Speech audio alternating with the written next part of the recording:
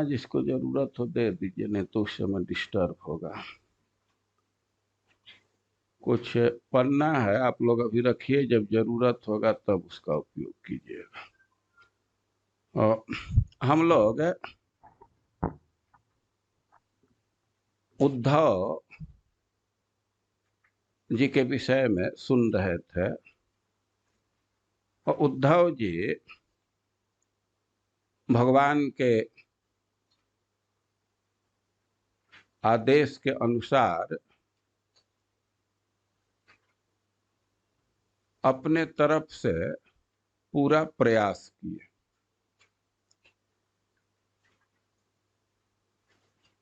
नंद बाबा के शोक को दूर करने के लिए, लेकिन कह रहे हैं कि एवं निशासा ब्रुवतो व्यतीता, रात तो बीत गई लेकिन नंद बाबा के शोक पर कोई असर नहीं आया, उनका शोक थोड़ा भी कम नहीं हुआ।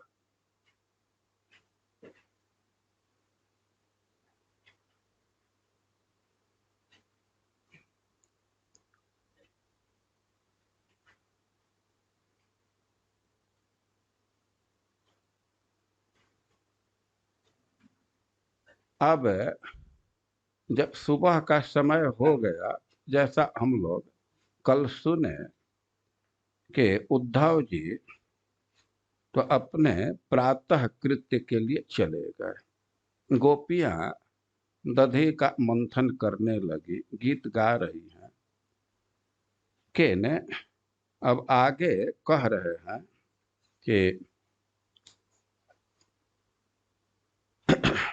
भगवत तुदते सूर्य नंद द्वारी ब्रजौकसः दृष्ट्वा रथम सात कौम्भम कस्याय कस्याय कस्य अयम इति च अब्रुवन।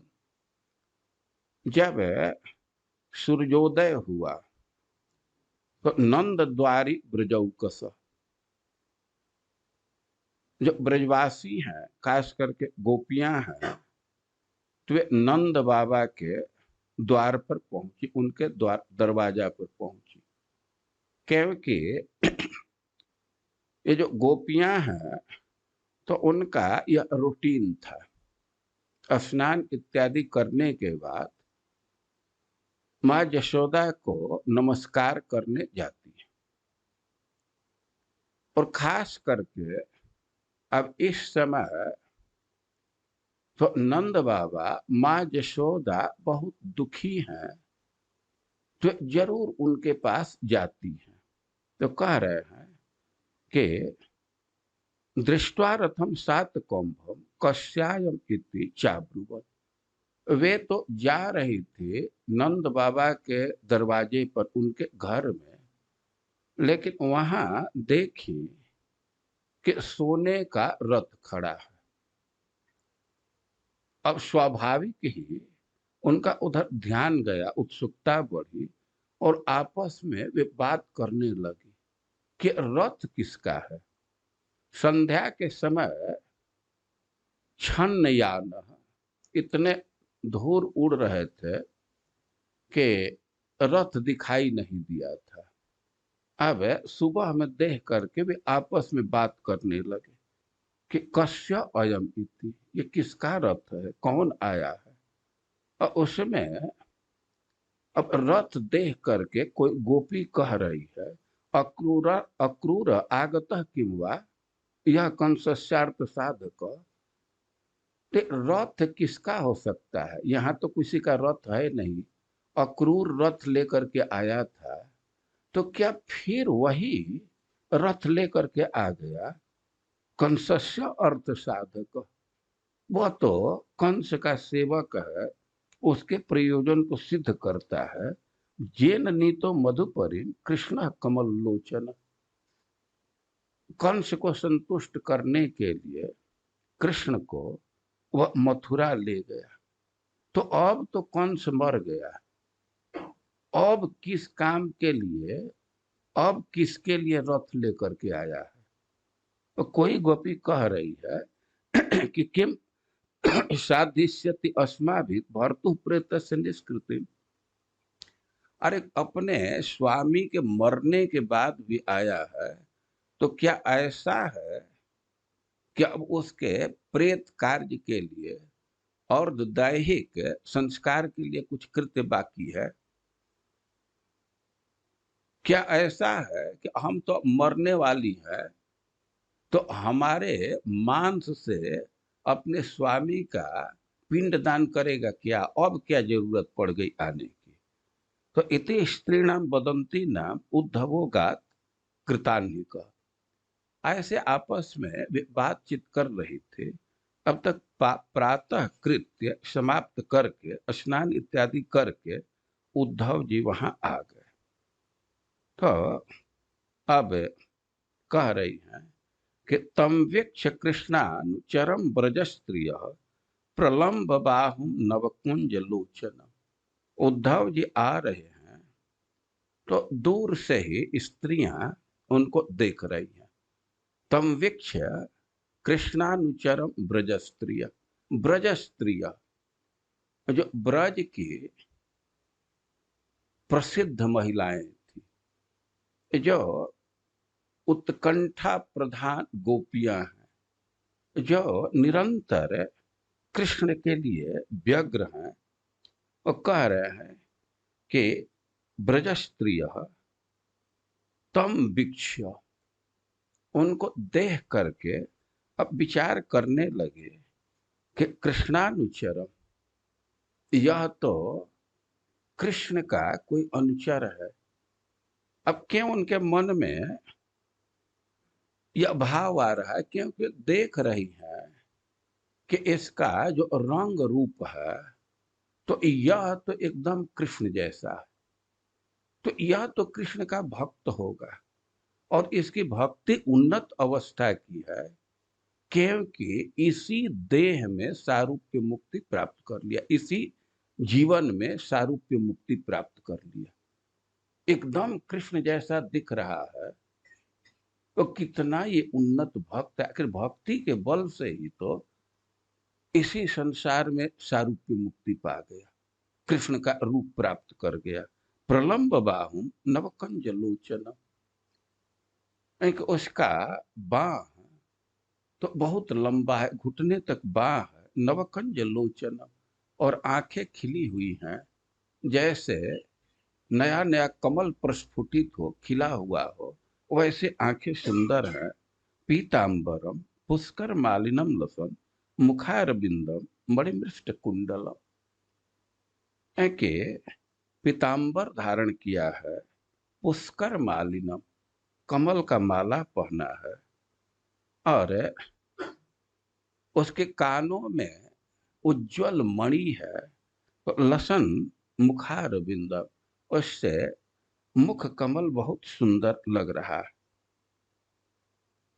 और सुचिस्मिता कोयम अपिच्य दर्शन। कृष्ण को देख करके आपस में वर्णन करने लगी कि बहुत सुंदर दिख रहा है। को अयम, यह कौन है? और कुतश्य, यह कहां से आया है? और कस्य अच्युत वेशभूषण। अरे भगवान जैसा, कृष्ण जैसा वेशभूषा धारण किया है, भेष और आभूषण धारण किया है, यह है कौन? और कस्य, उनके मन में भाव आ रहा है कि कौन भाग्यवती स्त्री है जिसका ये इतना सुंदर पति प्राप्त होगा, ये किसका है? वो इतिस्म सर्वा परिबब्र रुत्सुका तमुत्तम श्लोक पदाम्बुजाश्रय। ऐसे भी आपस में बात कर रहे हैं कि कौन है यह। तो भगवान का भक्त है, वे भगवान के भक्त हैं, वो इसलिए अनुमान कर रहे हैं कि रूप एकदम भगवान जैसा है। तो इसको भगवान का रूप प्राप्त हो गया भक्ति के बल से। और अब उनको देख करके कई एक तरह से विचार कर रही। पहले तो उनके वेशभूषा रूप को देख करके उनको एक बार भ्रम हो गया कि क्या कृष्ण आ गए, लेकिन अब भक्तों का कहना है कि उधर देख रही हैं, जेमे ही उनकी दृष्टि उनके आंखों पर पड़ी। कि ना ना, वो नहीं हो सकता। उद्धव जी की आंखें बिल्कुल शांत थी और कृष्ण की आंखें हमेशा चंचल रहती। तो कह रहे हैं कि तम प्रफ्रैणा वनता सुसत्कृतम सब्रीड हास्य क्षण सुनृतादि रहस्य पृच्छन उपविष्ट मास ने विज्ञाय संदेश हरम रमापते। ये कह रहे हैं कि वो उद्धव जी का सत्कार की,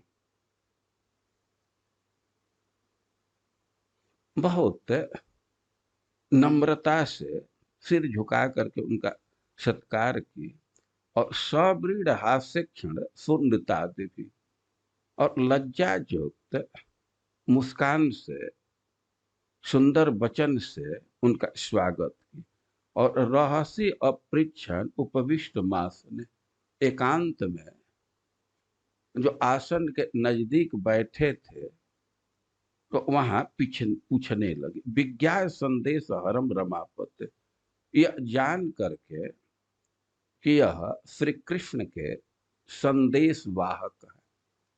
अब एक प्रश्न होगा कि विज्ञा संदेश हरम रमापत, स्त्रियां कैसे समझ गई कि ये कृष्ण के संदेश वाहक? वेशभूषा देख रही है तो उनको आश्चर्य हो रहा है। पीताम्बरम, वे देख रहे हैं कि एकदम कृष्ण का ही कपड़ा पहने हैं और कृष्ण जैसा रूप है। तो कृष्ण की भक्ति है, भक्ति के बल से रूप मिला है। लेकिन पुष्कर मालिनम, वे कमल का माला पहने हैं और कमल के माला से गंध निकल रही। तो गंध नहीं, पहली बात तो यह है कि एकदम अपरिचित व्यक्ति है। लेकिन स्त्रियां लज्जा अनुभव नहीं कर रही है। वे स्त्रियों के स्वभाव में है कि अपरिचित व्यक्ति के समक्ष समक्ष उनको लज्जा होता है। तो उनको कौतुक तो था कि आदमी है कौन, कहाँ से आया है। तो वे अपने तरफ विचार कर रही है तो देख रहे हैं कि संकोच नहीं हो रहा है, लज्जा नहीं हो रहा है। तब उनका साहस बढ़ गया। वे उनसे कुछ पूछने लगी तो प्रत्युत्तर देने लगे। उनको कुछ प्रस्तुत की जो उनके पास था तो उसको स्वीकार कर लिए। तब उनको कुछ कुछ ऐसा लगने लगा कि लगता है कि कृष्ण ही भेजे, हम लोगों के लिए ही भेजे। और खास करके जब उनके माला के तरफ उनका ध्यान गया और माला से जो गंध आ रहा था तो उससे एकदम स्पष्ट समझ गई कि यह तो कृष्ण का ही माला है। देखिए, कृष्ण के शरीर में दिव्य सुगंध है। हम लोग एक दिन चर्चा किए थे उनके हाथ के विषय में, सौगंधिक गंध उपानद। अब भगवान के गंध की इतनी प्रसिद्धि है कि जब उनको लीला का संवरण करना हुआ वो एकांत में जाकर के बैठ गए थे पीपल के नीचे। उद्धव जी बड़ा कातर हो रहे थे कि कहाँ भगवान चले गए। पहले से लक्षण से मिला लिए थे कि अब लीला का संवरण करने वाले। तो उद्धव जी को पता नहीं था कि कृष्ण कहाँ है। लेकिन गंध के आधार पर ऐसा सुगंध निकल रहा था कि उसके आधार पर कृष्ण के पास पहुंच गए। चैतन्य चरितामृत में श्लोक उद्धृत किया गया, सौरभ संप्लाप्त, ये सारा संसार ही उनके गंध से आप्लुप्त है, भरा हुआ है और बहुत मादक गंध है। और पुष्कर मालिना, जो भगवान की माला थी तो उससे भगवान के अंगों का गंध आ रहा था। तो इस आधार पर वह निर्णय कर ले कि आते वक्त श्री कृष्ण ही अपनी माला दिए, प्रसाद माला दिए। तो और भी लक्षण आ रहे थे, ये 2-3 लक्षण के आधार पर विज्ञा संदेश हरम रमापते। एक तो उनके मन में संकोच नहीं हो रहा था, लज्जा का अभाव था, और उद्धव जी का ऐसा व्यवहार था और इनके गिफ्ट को स्वीकार कर रहे थे, तो उनको अनुमान कर ली कि हम लोगों के लिए आए। और माला तो एक प्रत्यक्ष प्रमाण हो गया। तो अब हम कह रहे हैं कि उनको संकोच नहीं हो रहा था। श्लोक में पढ़ेंगे तो कह रहे हैं कि सबृढ़ हास्य क्षण सुंदरता दीदी, उनका वे सत्कार की लज्जा से, लज्जा के साथ। तो यहाँ लज्जा का क्या अर्थ है समझना चाहिए। देखिए, यहाँ लज्जा का यही अर्थ है कि श्री कृष्ण के पास स्त्रियां गई तो अपने माथा को ढाक ली। ये स्त्री में आज भी देखा जाता है। हम तो देखते हैं कि एक माता जी है, चरणामृत बांटती है, एकदम वृद्धा माता जी है, माँ के समान है। और हम जब जाते हैं चरणामृत लेने के लिए तो सबसे पहले वो अपना माथा ढकती है और इसके बाद चरणामृत देती है। तो यहाँ जो सबृढ़ हास है, और इसका इतना ही आशय है कि उद्धव जी का सत्कार कर रही हैं तो पहले अपने कपड़ा को, साड़ी को, साड़ी से सिर को ढक रही है। तो उनको ले जा करके आसन दी। और भगवान उद्धव जी वे गोपियों की महिमा जानते हैं। अब उनको लगने लगा कि हम कैसे आसन स्वीकार करें। तो ये तो आसन प्रदान की, लेकिन वे आसन के नजदीक बैठ गए, आसन पर नहीं बैठे। आसन का सत्कार किए लेकिन आसन पर बैठे नहीं, उसके नजदीक बैठे और एकांत में बैठे। अरे, स्त्रियां तो उधर ऐसे डेली रूटीन के अनुसार चली गई और नंद बाबा के यहाँ रथ देखी, वहां तो कोई निर्णय नहीं हो पाया, लेकिन उनका रोज का ही रूटीन था कि अब दुख में एकांत स्थान पर एकत्र हो जाती थी। ये रोज का रूटीन है। देखिए, आप लोग अनुभव किए होंगे कि कोई बहुत भारी घटना हो जाती, कोई दुर्घटना हो गई, तब उसकी चर्चा करने के लिए 2-4 लोग जुट जाते हैं। दुख का है तो ऐसे ही हॉस्पिटल में कोई भर्ती है, एक्सीडेंट हो गया है या कोई भारी घटना हो गई दुखद, तो 2-4 लोग एक साथ जुट करके खड़े हो जाते हैं, प्रतीक्षा में रहते हैं क्या होता है। तो गोपियों के विषय में तो स्थापित बात है कि भगवान बने जाते, वे वन में चले जाते थे तो वे एक जगह कृष्ण की चर्चा करने लगती थी और चर्चा करते हुए निन्य दुखे न वासरम, वे बहुत दुख के साथ दिन को व्यतीत करती थी। अब तो यह तो महाविपत्ति है, कृष्ण ब्रज से बाहर चले गए, मथुरा चले गए हैं, तो प्रायः प्रायः रोज ही गोपियां एक जगह एकत्रित हो जाती थी। तो उद्धव जी को भी इसका पता था, ये भी कुछ डाटा रखे होंगे। और उद्धव जी भी स्नान करके अब उसी गोपियों के अन्वेषण में ही थे कि कहाँ वे बैठती हैं, किधर रहती हैं। तो वे उधर चले गए और गोपियों लक्षण से ही, कोई प्रकट उनको रिपोर्ट नहीं दिया, लक्षण से समझ गई कि ये कृष्ण के दूत हैं, उनके संदेश आ रहा। तो वहां जा करके उनका सत्कार की और उनसे कहने लगी, जानीमस्तम जदुपते पार्षदम समुपागतम भर्तृ प्रेषितः पितरो भवान प्रिय चिकित्सया। वे कह रहे कि हम लोगों को पता है कि आप जदुपति के परिकर हैं, जदुपति के आप परिकर हैं और अपने स्वामी के भेजने से यहाँ आप आए हैं। और पित्रोर भवान प्रिय चिकीर्षया, अपने पिता का प्रिय करने के लिए, अपने माता पिता का प्रिय करने के लिए अपने स्वामी के द्वारा भेजे जाने पर आप आए हैं। अन्यथा गो ब्रजे तस्य स्मरणीयम न चक्षमहे स्नेहानुबंधो बंधुना मुनेरपि सुदुस्त्यज। करें कि एक माता पिता के अतिरिक्त तो हम लोग नहीं देखते हैं कि कोई कृष्ण का स्मरण का विषय है। अरे कोई स्मरण का विषय नहीं है तो माता पिता कैसे स्मरण के विषय हैं? तो कह रहे हैं कि स्नेहानुबंधो बंधु ना मुने रपि सुदुस्त्यज। अरे जो परिवार का जो बंधन है, माता पिता का संबंध है, तो इसको सन्यासी भी नहीं भुला पाते।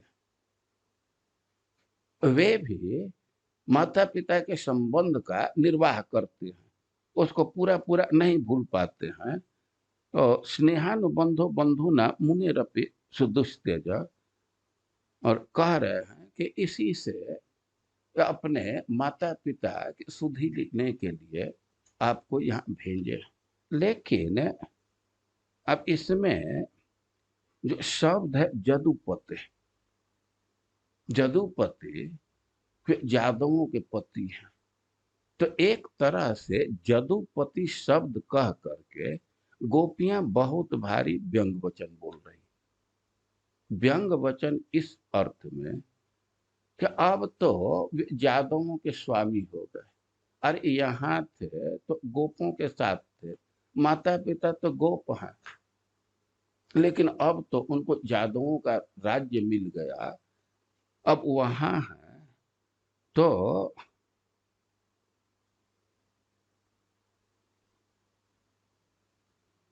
बंधु नाम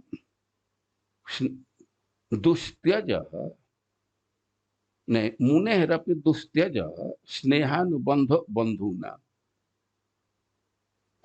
व्यंग में कह रही है, जदुपति से ध्वनित है कि अब तो उनके स्मरण का कोई विषय नहीं है। वे यादवों के बीच में क्यों आए, नहीं गोपों के बीच में क्यों आएंगे? इनका स्तर तो बहुत निम्न है और वो किसी का स्मरण नहीं करते। अरे स्मरण नहीं करते तो दूत क्यों भेजते? तो इनका कहना है गोपियों का कि ना ना उनको कोई मतलब नहीं है माता पिता से। वे तो वहां की स्त्रियों के साथ इतना घुल मिल गए हैं और उन्हीं के साथ रहते हैं कि माता पिता को भी भूल गए। और तो काहे को भेजे हैं? तो अब भेजे हैं केवल अपना इज्जत बचाने के लिए। लोक में निंदा होगी कि राज्य पा गया तो अपने माता पिता को भी भूल गया। वो इसलिए एक फॉर्मेलिटी पूरा करने के लिए कि मरने के पहले एक दूत भेज दे। अरे उसको स्मरण होता, माता पिता का ध्यान होता तो खुद नहीं आते। वो केवल इज्जत बचाने के लिए वो भेज दिया, बेइज्जती ना हो। तो एक अर्थ है। और दूसरा अर्थ है कि जानी मस्तम जदुपते, हमको पता है गोपियां कह रही हैं कि आप जदुपति के कृष्ण के भेजे हुए दूत हैं और पित्रो प्रिय चिकीर्षया, वे अपने माता पिता का प्रिय करने के लिए भेजे हैं। अन्यथा गो ब्रजे तस्य स्मरणीयम न चक्म है। अब एक माता पिता को छोड़ करके अब ब्रज में उनके लिए तो हम लोग नहीं देखते कि कोई स्मरण का विषय है। और माता पिता का तो ऐसा संबंध है कि स्नेहानुबंधो बंधु न मुने रपि सुदुस्त्यज। ये माता पिता के संबंध को तो सन्यासी भी नहीं भुला पाते। क्लास का टाइम नहीं पता है?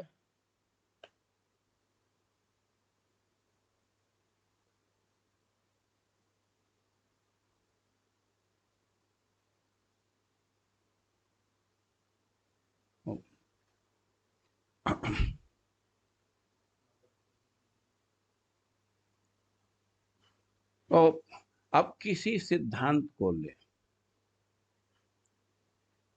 तो व्यंग के रूप में ले तो उद्धव जी कह सकते हैं कि अरे जब इतने स्त्री लंपट हैं, ये माता पिता को भूल गए, तो स्त्रियों का तो जरूर ध्यान रखेंगे, तो आप लोगों के लिए भेजे, आपका तो स्मरण करेंगे जब स्त्री लंपट ही है।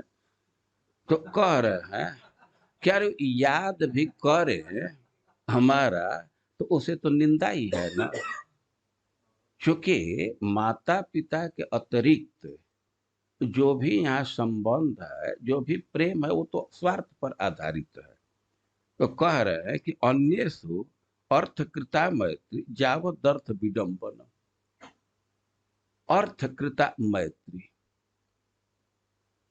अपने बंधुओं के अतिरिक्त दूसरे से जो मैत्री है, तो वह तो सोपाधिक है, वह किसी अर्थ पर आधारित है, किसी लाभ के लिए है।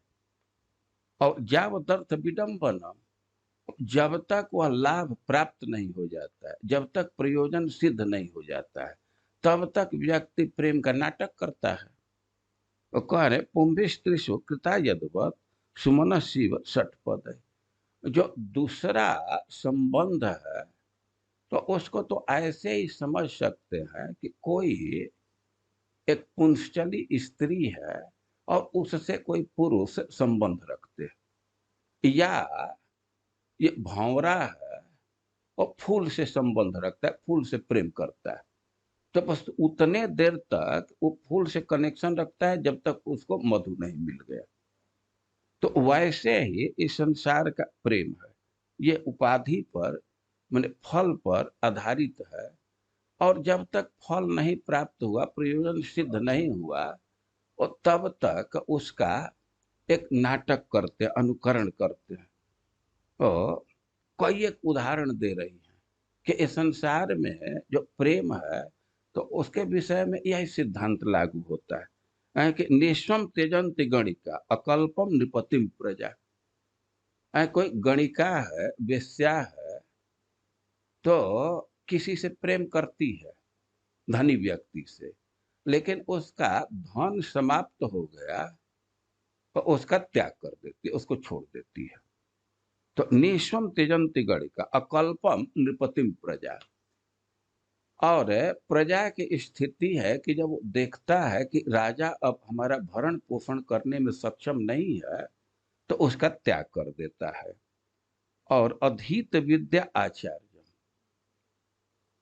कोई विद्यार्थी है, तो जब तक पढ़ना है तब तो आचार्य के पास जाता है, झाड़ू मारता है, नमस्कार करता है, पानी डालता है, क्या क्या करता है।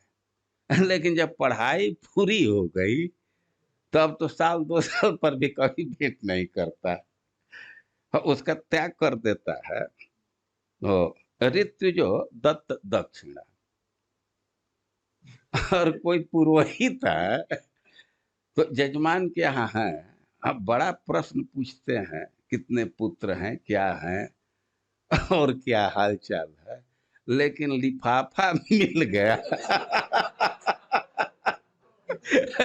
तो उसके बाद चल देते हैं। अब दक्षिणा के बाद उनका हो गया।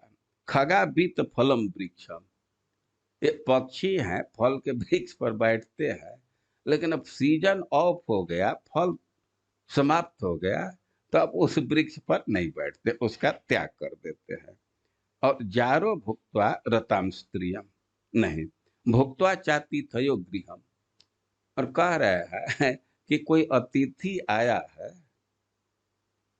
तो बैठता है, समाचार पूछता है, धान खेती का, बच्चों का, क्या क्या, लेकिन अब भोजन मिल गया तो अच्छा, तो हम चल रहे हैं।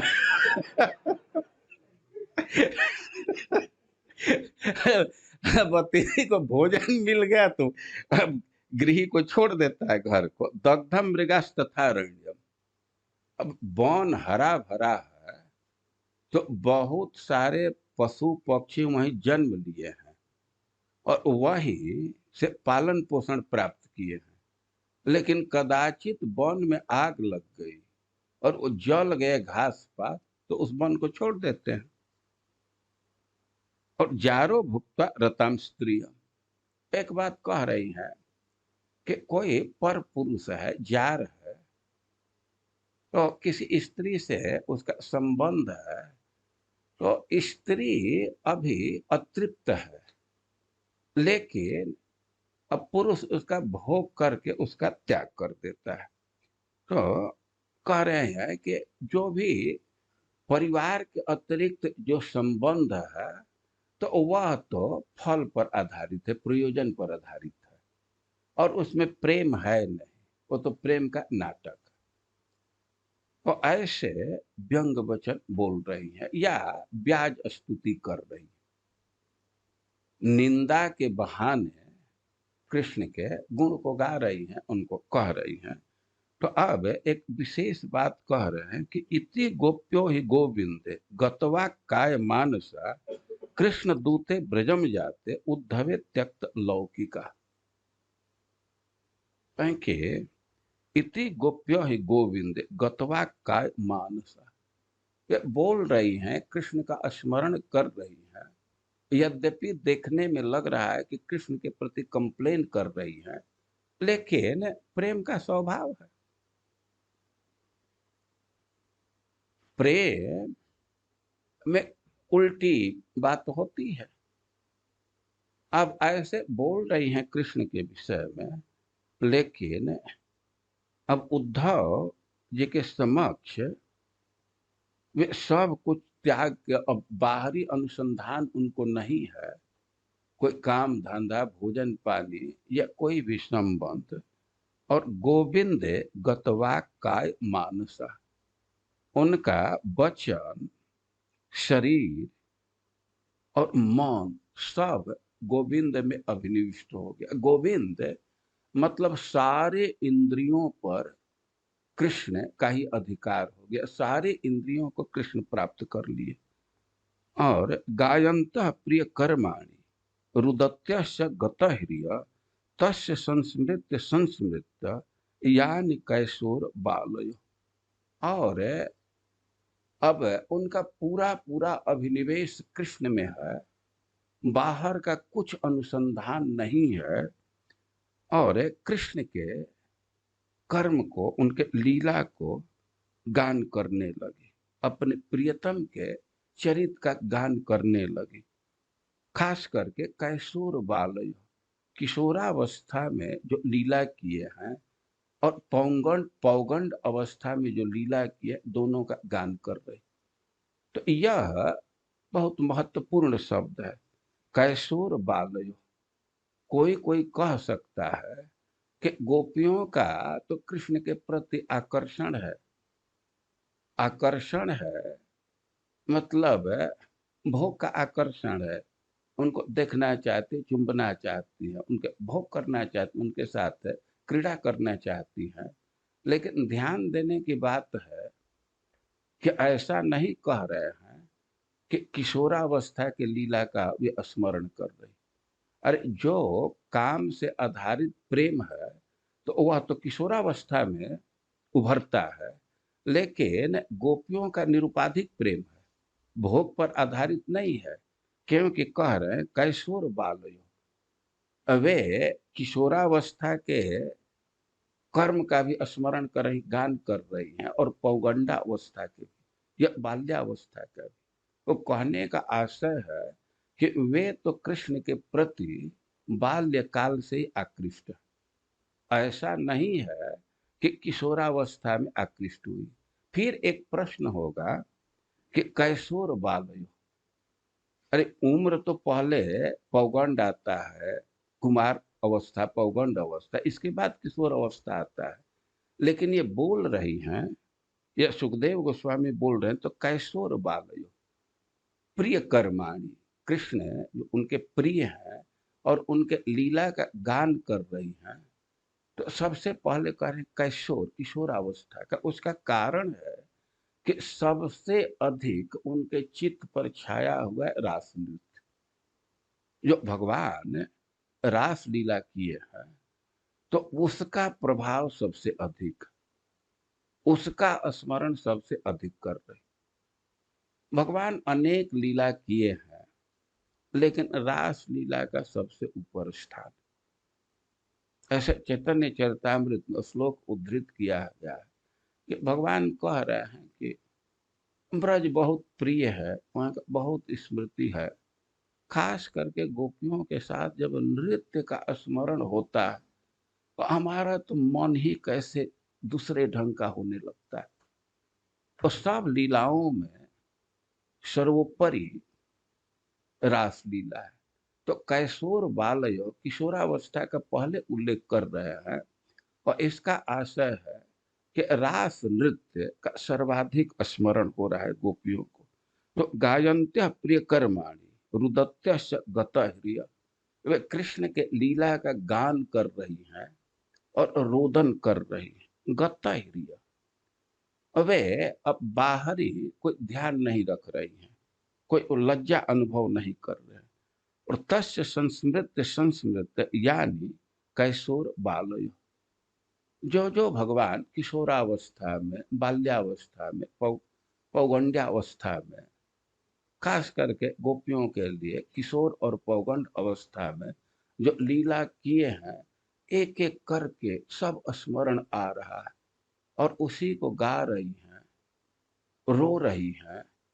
और ये क्रियापद नहीं दिया गया है, तो ऐसे गाते हुए रोते हुए उसका स्मरण करते हुए वे एकदम विह्वल हो गई, उसी में तल्लीन हो गई, वे मूर्छित हो गई, मूर्छा अवस्था को प्राप्त कर रही है, एकदम उसी में तादात्म्य कर रही हैं, लीला का स्मरण करते हुए। अब एक विशेष गोपी का उल्लेख कर रहे हैं कि काचिन मधुकरम दृष्टवा ध्यायन्ते कृष्ण संगम।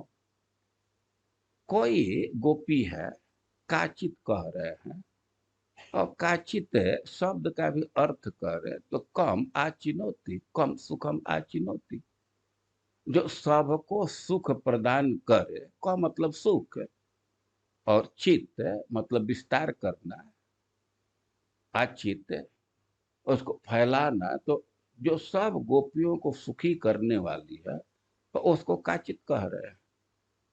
और यह राधा रानी के लिए कई एक जगह ऐसे राधा रानी का नाम नहीं लिया गया है, लेकिन वर्णन से वो स्पष्ट हो जाता है। उनके काचिन मधुकरम दृष्टवा ध्यायन्ती कृष्ण संगम, गोपियां कृष्ण के लीला का गान कर रही, स्मरण कर रही हैं, और स्मरण इतना गाढ़ है कि ध्यायन्ते कृष्ण संगम, वे मन ही मन कृष्ण का आलिंगन कर रही हैं, कृष्ण का संग कर रही हैं, उनका चुंबन कर रही हैं, उनका स्पर्श कर रही हैं। तो वे बिल्कुल विश्रम्भ अवस्था को प्राप्त कर गई। एक माता जी 2 दिन पहले प्रश्न किए थे कि इस विश्रम्भ को आप स्पष्ट कीजिए।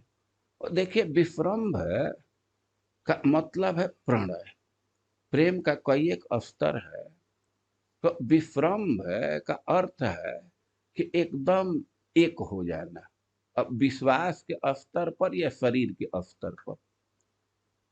तो ध्यान करते हुए और कृष्ण संगम, कोई कोई गोपी, सब गोपी वे विश्रम्भ अवस्था को प्राप्त कर गई। उद्धव जी के उपस्थिति का यह एक विशेष दृश्य है कि गोपियां गा रही हैं, ध्यान कर रही हैं, और कृष्ण से तदाकार हो गई, कृष्ण का संग प्राप्त कर रही। चाहे वो स्फूर्ति हो या स्वप्न हो, लेकिन वे कृष्ण से मिलन का सुख अनुभव कर रही है। और यह इतना गाढ़ है कि भले ही स्वप्न का मिलन है या स्फूर्ति का मिलन है, उसके ध्यान करते हुए वे इस अवस्था को पहुंच गई कि उनमें मान हो गया, वे मान अवस्था को प्राप्त कर गई। प्रिय प्रस्थापितम दूतम कल्प इत्वेद मब्रवीत। अब राधा रानी जब मान को प्राप्त हो गई और उसी समय एक भंवरा वहां दिखाई दे दिया, तो अब भंवरा को यह मान करके कि कृष्ण हमको मनाने के लिए भेजे हैं, और उस भंवरे को लक्षित करके वे कहने लगे, या भंवरे के बहाने उद्धव को वे कहने लगे। और एक दो चीज है बहुत ध्यान देने की जरूरत है कि वियोग का दृश्य है।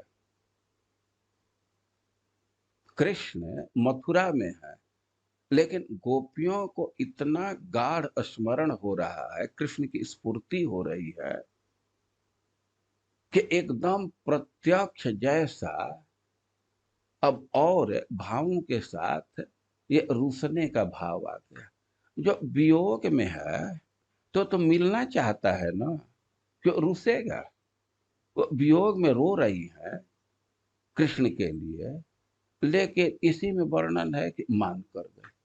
तो एक तो यह उनके स्फूर्ति का, गाढ़ता का प्रदर्शन कर रहा है कि इतना गाढ़ स्मरण है, वे भूल गई कि कृष्ण दूर है। अब कृष्ण के साथ जैसे लीला करने में मान करते हैं, वैसे मान कर गई। या दूसरा अर्थ लिया जाएगा कि ध्यायन्ति कृष्ण संगम, वो गान कर रही हैं, स्मरण कर रही हैं, उसी क्रम में यह विचार आ गया कि ओह कृष्ण तो इस समय दूसरे स्त्रियों के साथ बैठे हुए, उनके साथ संग कर रहा है। तो यह ध्यान आते ही अपमान हो गया, वे रुस गई और ऐसा समझ करके कृष्ण मथुरा में दूसरे स्त्रियों के साथ और हमको खुश करने के लिए दूत भेजा, तो भंवरे को संबोधित करके कहने लगे। देखिए अब जो राधा रानी का वचन है तो उस पर तो हम लोग विचार करेंगे जरूर, लेकिन उससे पहले ये समझना चाहिए कि मान क्या होता है। देखिए आप भक्ति की बात पढ़ते हैं, तीन भाग करते हैं, साधन भक्ति, भाव भक्ति, प्रेम भक्ति। और साधन के लिए रति शब्द भी कहते हैं। तो रति गाढ़ हैले धरे प्रेम ना, लेकिन रति गाढ़ हुआ उसको प्रेम कहते हैं। लेकिन अब ऐसा नहीं है कि भक्ति स्टेगनेट अवस्था को प्राप्त कर गई। ये भक्ति में कभी ठहराव नहीं है, ये भक्ति बढ़ती रहती है। तो प्रेम के भी कई एक स्तर हैं, और चैतन्य चरितामृत में लिखा गया है कि प्रेम क्रमे बाढ़े है, स्नेह मान प्रणय, राग अनुराग भाव महाभाव है। प्रेम में भी निरंतर वृद्धि होती है। अब प्रेम थोड़ा और उच्च स्तर को प्राप्त किया तो उसको स्नेह कहते हैं, और स्नेह थोड़ा और उच्च स्तर को प्राप्त हुआ तो उसको मान कहते हैं, और मान ही प्रणय में परिणत हो जाता है। फिर राग अनुराग भाव महाभाव ऐसे बढ़ता रहता है। तो पहली बात तो यह है कि मान का क्या लक्षण है, मान क्या होता है, और इसको हम थोड़ा समझने का प्रयास करें। देखिए ऐसा मान की परिभाषा दी गई है कि दंपत्योर भाव एकत्र सतो रप्यनुरक्तयो स्वाभिष्टा श्लेष विक्षादि निरोधी मान उच्यते। रूप गोस्वामी उज्ज्वल नीलमणि में परिभाषा दे रहे हैं कि दंपत्यो भाव, प्रेमी और प्रेमिका, पति और पत्नी के उस भाव को मान कहते हैं। किस भाव को? कि एकत्र सतो अपि अनुरक्तयो, वे एक जगह हैं और पूरा अनुरक्त है। ये संसार की भावना नहीं करनी चाहिए, ये संसार में तो प्रेमी प्रेमिका पति पत्नी एक जगह है और उनमें कुछ खटपट हो जाता है, भले ही कुछ समय के लिए तो रुस जाते हैं, अलग हो जाते हैं, बात नहीं करते हैं। लेकिन प्रेम जगत का जो मान है तो सतो अप्य अनुरक्त, दोनों अनुरक्त हैं, उनके अनुरक्ति में थोड़ी भी कमी नहीं है। लेकिन स्वाभिष्टा श्लेष विक्षादि निरोधी मान उच्यते, लेकिन कुछ ऐसा भाव आ जाता है कि जो अपना अभीष्ट है, एक दूसरे का आलिंगन करना, एक दूसरे का दर्शन करना, तो इसको जो भाव रोक देता है, इसको निरोध करने वाला है, तो उसको मान कहते हैं। लेकिन ध्यान देना चाहिए, अनुरक्त हो, दोनों में अनुराग पूरा पूरा है, अनुराग में कमी नहीं हुई है, लेकिन फिर भी उनका जो अभीष्ट है, स्पर्श, दर्शन इत्यादि, तो उसको जो भाव रोक देता है उसको मान कहते हैं। तो मान प्रेम की एक उच्चतर अवस्था है और इसमें सुख का अनुभव अधिक होता है। यद्यपि बाहर से देखने पर तो ऐसा लगता है कि दोनों अलग हो गए, लेकिन खास करके जब राधा रानी मान कर जाती हैं तो मान मनाने में कृष्ण को बहुत सुख है। और राधा रानी का ऐसा स्वभाव है कि हेतु रहेतुश्च, यह प्रेम का ही स्वभाव है, स्वभाव कुटिलो भवेत्। जैसे सांप कभी सीधा नहीं चलता है, तो उसी तरह प्रेम का कोर्स भी स्मूथ नहीं होता है, सीधा नहीं होता है। तो इसी से कभी कभी कारण होता है और कभी कभी बिना कारण के ही मान हो जाता है। खास करके राधा रानी का प्रेम इतना ऊंचा है कि कभी कभी तो रुसने का कुछ कारण होता है।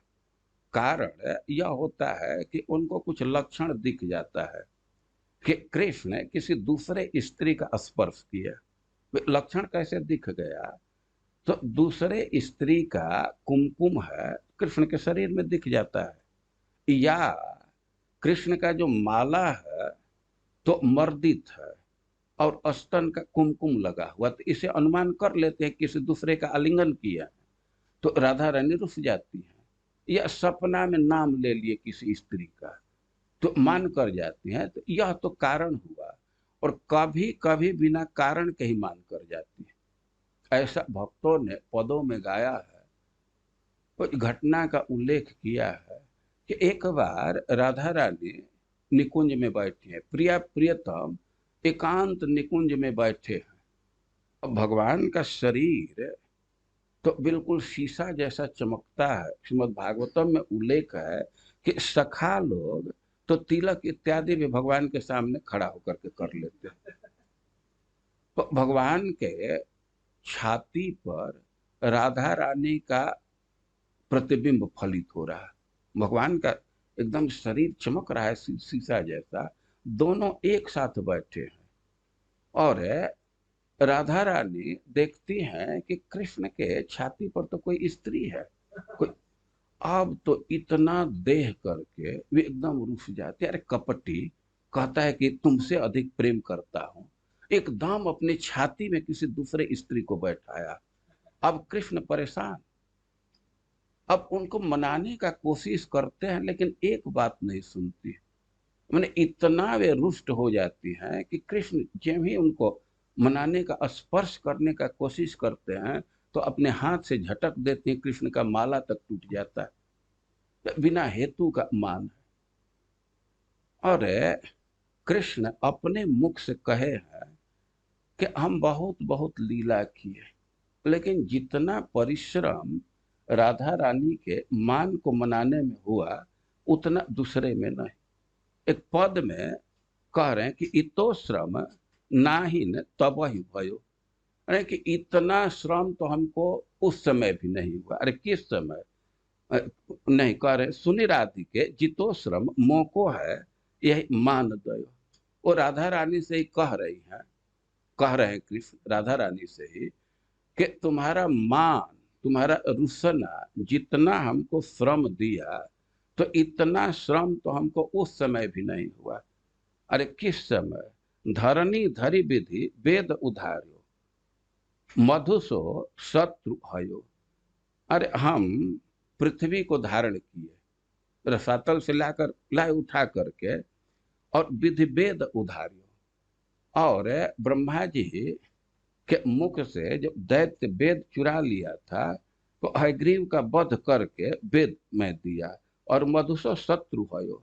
और मधु और कौटव जैसे शक्तिशाली शत्रु का वध किया, और उसमें हमको उतना परिश्रम नहीं हुआ।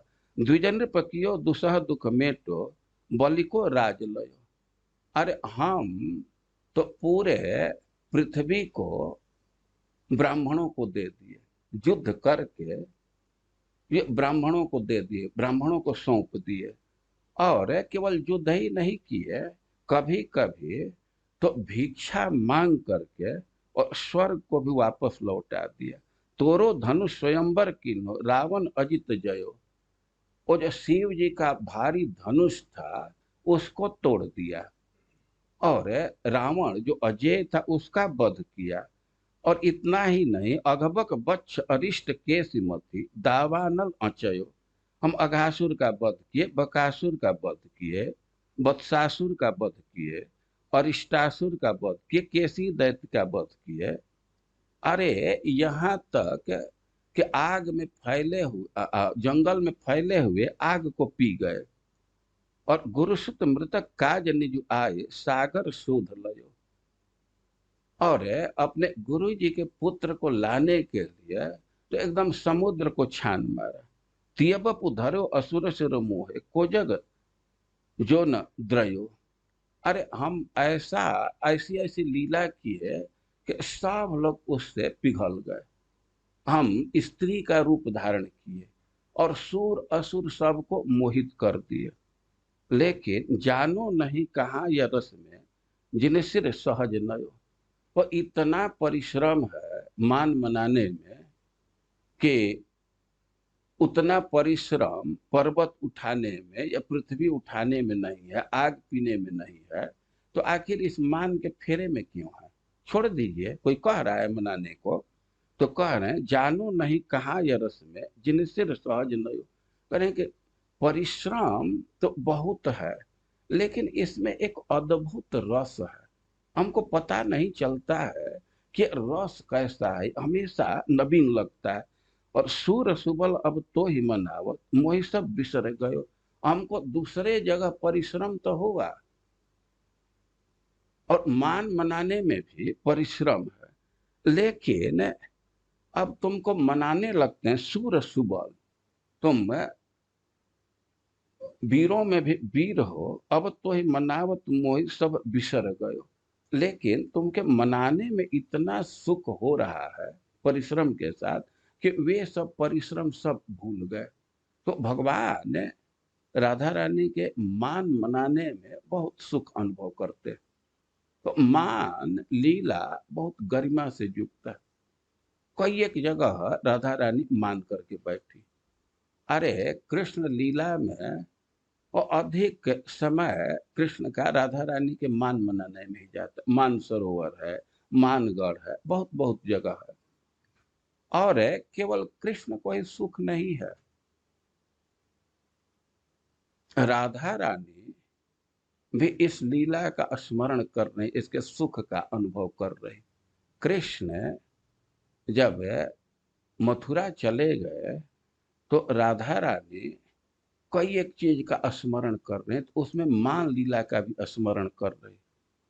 से हरिश्चंद्र जी लिखे हैं कि आयो सखी सावन, विदेश मन भावन, कैसे करी मेरो चित्त हाय धीर धारी है।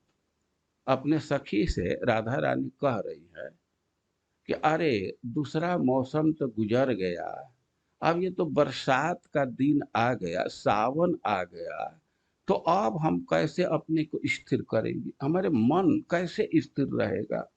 वो आयो सखी सावन, विदेश मन भावन, जो कैसे करी मेरो चित्त हाय धीर धारिये। हाय हाय मैं अब क्या करूं, कैसे अपने चित्त को स्थिर रखूं, क्या उपाय है। और कृष्ण के लीलाओं का स्मरण कर रही हैं तो कह रही हैं कि यह कौन अहे कौन झूलन हिंडोरे बैठी संग मोरे, कौन मनुहारी करी भुजा कंठ पारी है। अरे अब सावन में कौन व्यक्ति झूलन पर बैठने के लिए आएगा, और कौन मनुहारी करी भुजा कंठ पारी है। कौन मनावन करके अन्य विनय करके हमारे कंठों में अपने भुजा को डालेगा। और हरिचंद भिंजत बचहे कौन भिंजी आप, कौन उरलाई काम ताप निरवारी है। हरिचंद जी कह रहे हैं कि अब इस सावन में कौन ऐसा होगा, कौन मिलेगा कि अपने भींज करके हमारी रक्षा करेगा। वे कृष्ण के लीला का स्मरण कर रही हैं कि सावन में जब रिमझिम वर्षा होता है तो कृष्ण तो खुद भींजते हैं, लेकिन अपने पीताम्बर से हमारी रक्षा करते हैं। हमारे पीताम्बर, अपने पीताम्बर से हमारे ऊपर छतरी बना देते हैं। और कौन उरलाई काम ताप निरवारी है। और कौन ऐसा व्यक्ति है, कौन करेगा कि अपने हृदय से लगा करके हमारे काम ताप को दूर करेगा। और कह रहे हैं कि मानस में पग धरी, कौन समुझइये हैं, कौन मेरी प्राण प्यारी कही के पुकारी। अब कौन आकर मान के समय, रुसने के समय आकर के हमारे चरणों पर गिरेगा, मनुहारी करेगा, कौन समझाएगा, कौन हमको प्राण प्यारी कहेगा। तो कृष्ण के कुछ लीलाओं का स्मरण कर रही है तो उसमें मान मनाने का स्मरण कर रही है। बहुत ही सरस पद है, इसको एक बार आप लोग गाइए। आयो सखे सावन विदेश मन भावन जू, कैसे करे मेरो चित हाय धीर धारी है। बोलिए। आयो सखे सावन विदेश मन भावन जू, कैसे करे मेरो चित आय धीर धारी है। आयो सखे सावन विदेश मन भावन जू, कैसे करी मेरो चित हाय धीर धारी है। आयो सखी सावन विदेश मन भावन जू, कैसे करी मेरो चित आय धीर धारी है। आई है कौन झूलन हिंडोरे बैठी संग मेरे, कौन मनोहारी करी भुजा कंठ पारी है। कौन झूलन हिंडोरे बैठी संग मोरे, कौन मनोहारी करी भुजा कंठ पारी है। आई है कौन झूलन हिंडोरे बैठे संग मेरे, कौन मनोहारी करी भुजा कंठ पारी है। कौन झूलन हिंडोरे बैठी संग मोरे, कौन मनोहारी करी भुजा कंठ पारी है। हरिचंद भिंजत बचहे कौन भिंजी आप, कौन उरलाई काम ताप निरवारी है। हरिचंद भिजत बचहे कौन भिंजी आप, कौन उरलाई काम ताप निरवारी है। हरिचंद भिंजत बचहे कौन भिंजी आप, कौन उरलाई काम ताप निरवारी है। हरिचंद भिजत बचहे कौन भिंजी आप, कौन उर लाई काम ताप निरवारी है। मानस में पग परी कौन समुझई है हाय। मानस में पग परी कौन समुझई है हाय। कौन मेरी प्राण प्यारी कही के पुकारी है। मानस में पग परी कौन समझु है हाय। कौन मेरी प्राण प्यारी कही के पुकारी है। अब सब लोग साथ में बोलिए, सब साथ में। आयो आयो सखी सावन विद समान भावन जु। कैसे करी मेरो चित हाय धीर धारी। और थोड़ा स्लो स्पीड में चलिए। आयो सखी सावन वेद समान भावन जु। कैसे करी मेरो चित हाय धीर धारी है। आई है कौन झूला नहीं डोरे बैठी संग मेरे। कौन मन हरि करी भुजा कंठ पारी है। हरि चंद भिंजत बचै है कौन भिंजी आप। कौन ओर लाई काम ताप निरवारी है। मानस में पग परी कौन समुझई है हाय। कौन मेरी प्राण प्यारी कही के पुकारी है। तो राधा रानी कृष्ण का ध्यान करती हुई मान अवस्था को प्राप्त कर गई। और उसी समय एक वहां भंवरा दिखाई दिया। तो उसको कृष्ण के दूत के रूप में कल्पना करके कि कृष्ण हमारे मान को मनाने के लिए, मान को तोड़ने के लिए अपना दूत भेजे हैं, ऐसा विचार करके और वे कहने लगे उद्घूर्णा नहीं, चित्र जल्प अवस्था को प्राप्त हो गई है।